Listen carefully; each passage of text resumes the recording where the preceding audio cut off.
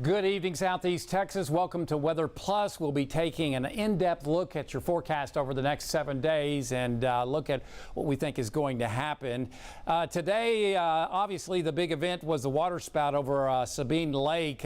Fortunately, it did not make landfall and did not cause any damage, but certainly a spectacle to behold in the sky and certainly would alarm most people. But again, these are formed a little differently than what typical tornadoes are formed, but you can see how the air is rising up into that vortex and heading off towards the cloud layer. Otherwise, looking at what causes these is that a process, normally what we see with tornadoes, the storms form from the top and go down.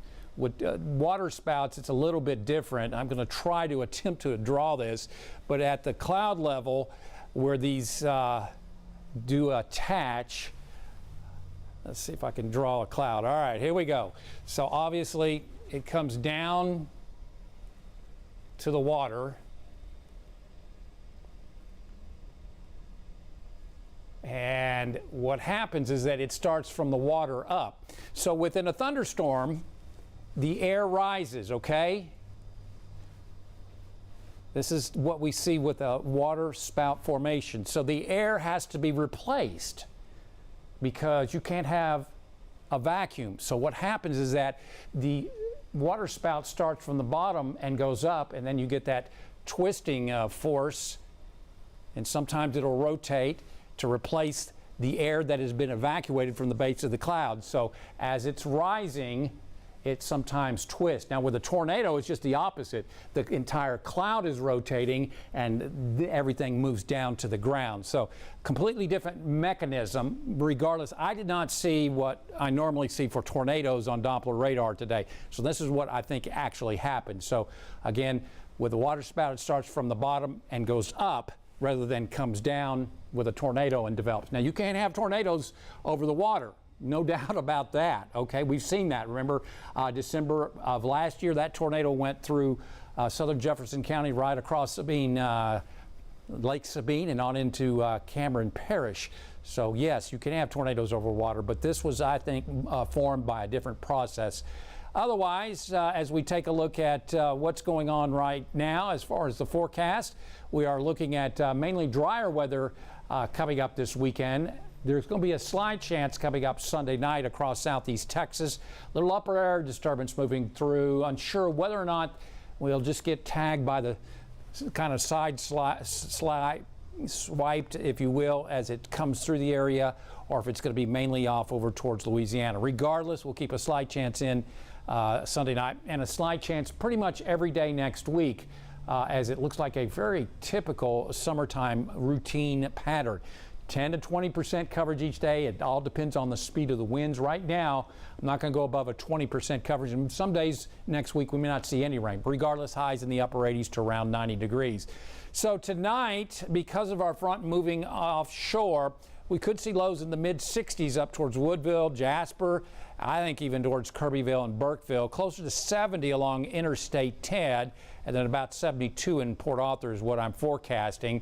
And again, because the front is just barely moving through, we could still see some fog tomorrow morning. This is at 9 a.m., still enough moisture in the atmosphere to create some fog. This is not a strong front, but as you can see in the afternoon, the minimum afternoon relative humidities do tank and go into the 30 to 40 percentile. So that'll feel a little bit better, and that will take certainly a bite out of the heat index. And also with highs in the mid-80s, may not feel too bad across southeast Texas. As you can see right now, the thunderstorm activity that we saw this afternoon, I should say, and this morning up towards Tyler County and into the Triangle this afternoon has moved off to the east. We're seeing a mix of low and mid clouds out there right now. Temperatures generally in the lower 80s. I think Orange is got some issues with its sensor. Regardless, the rains up towards Tyler County were between 1 and 1 3/4 and about 1 to 2 inches in that swath from Liberty County through Jefferson County over to southwest Louisiana.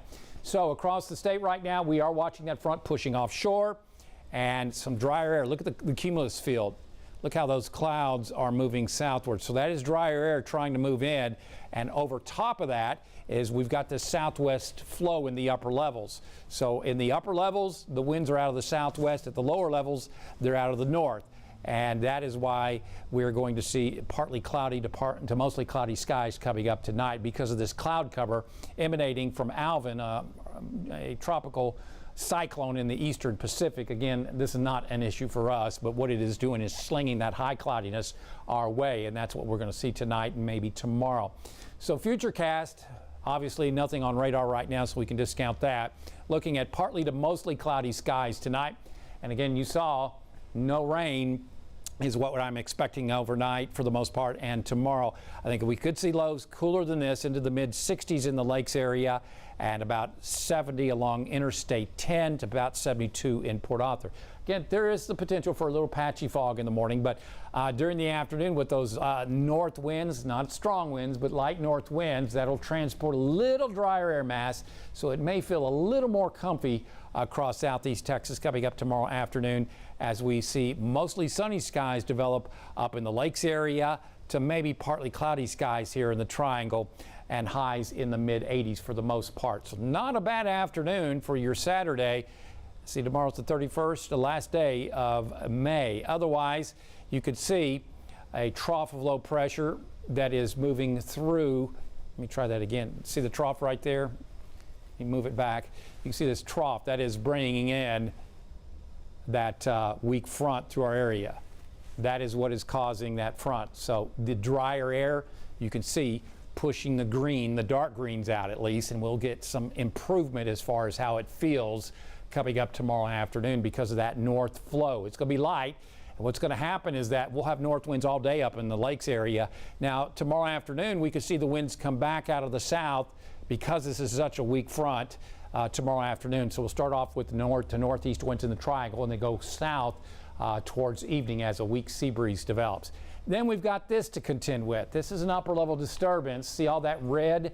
Most of the energy should be off towards our north and east. Still, I can't discount this because we've got moisture in place. It does bring moisture with it. So there could be a chance of thunderstorms. Now, this is at 7 p.m. after our normal day as far as our forecast. So it may be 6, 7 towards the evening hours that we see the chance of thunderstorms coming up Sunday night. And I don't want to make a mountain out of a molehill, but this could be a 20, maybe 30% coverage of scattered thunderstorms coming up Monday night. That goes off to the east. And then we kind of get some ridging developing, especially off to the south and east. Certainly flow in the upper levels, and also we'll begin to watch more of a ridge of high pressure trying to develop across our area. See all that pink right there? This is high pressure ridging over into our neck of the woods. So it looks like fairly quiet weather conditions, at least much of next week. The question is do any of these disturbances come into play? Because the flow would drag them on into our area. So I can't discount that. And then we have weak winds, at least Monday, not so sure Tuesday and Wednesday, that could generate a sea breeze. So right now, because of the far distant future, we'll keep rain chances at a minimal 10 to 20, maybe 30% coverage much of next week each afternoon. Regardless, that's pretty normal for this time of year. On the Gulf tomorrow, if you are going to be out on the Gulf, don't forget the sunscreen and make sure everybody on board has a life preserver. Please and thank you. Slightly choppy seas on the Gulf tomorrow, around 2 feet with a northeast to east wind at 5 to 10 knots. So not a bad day on the nearshore waters tonight. Maybe a sprinkle here or there. Mid-60s tomorrow. Morning up in the lakes area, about 70 along Interstate 10. Again, this is not the strongest front in the world, and then about 72 in Port Arthur. Partly to mostly cloudy skies, generally variable cloudiness because of that high cloudiness coming in across our area from the Pacific. And then tomorrow we'll go mostly sunny in the lakes and partly cloudy in the triangle. Mid-80s with a light, say, north wind from inland southeast Texas up to the lakes area. So that's Kuntz, Lumberton, Deweyville up to Newton and Spurger. You all have north winds tomorrow, fairly light. And we may get the winds turned back to the south up to, say, I-10 by closing time tomorrow. So we'll go with a high of 87 tomorrow and no rain here in the triangle. And as you can see, rain chances not an issue tomorrow with partly cloudy skies. Model shows 20% coverage at 6 a.m. I don't think that's going to happen. We'll go with dry weather conditions. For the lakes, 86, 87, maybe 88. I still think mid 80s. And looks dry tomorrow on the lakes. You'll see mostly sunny skies and no rain expected coming up for Saturday. So I do more wishing than fishing, but if you are doing some fishing and headed up San Rayburn, enjoy lower humidity, lots of sun, highs in the mid 80s, and a light north winds. Did I mention the mid 80s? Yeah, enjoy. You know what's coming. So enjoy that forecast. Obviously, little high pressure working in. That's probably not the best for fishing. Regardless, with the lower humidities tomorrow and highs in the mid 80s, may not feel too bad. As you can see, may actually feel the temperature for a change. Well, we don't get that very often in summertime. And again, the heat index may have a much less of a bite. So taking a look at your weather impact 7-day forecast. Again, we're going dry Saturday and Sunday, as you can see.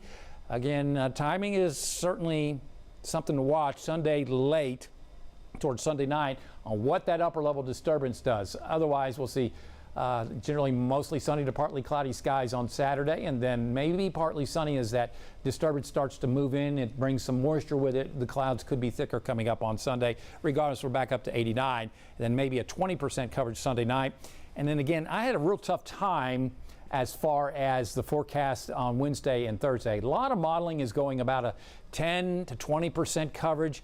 The winds just above the surface at around 2,000 feet are fairly strong. So the question is, will we be able to get a sea breeze? We may not be able to because of the winds being too high.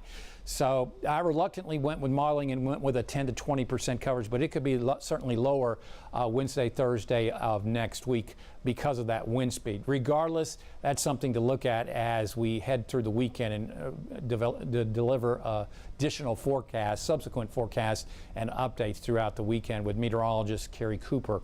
Otherwise, again, reviewing, it looks quiet tonight and partly to mostly cloudy skies. Otherwise, low temperatures up in the lakes area will drop into the mid 60s in the lakes area. That's a little bit below normal. Normal low temperature this time of year is right around 70 degrees, so we'll be a little bit lower than normal coming up tomorrow. I'm going 70 in Beaumont and Orange, 72 in Port Arthur, so a little more comfy in the morning and certainly in the afternoon with those light north winds.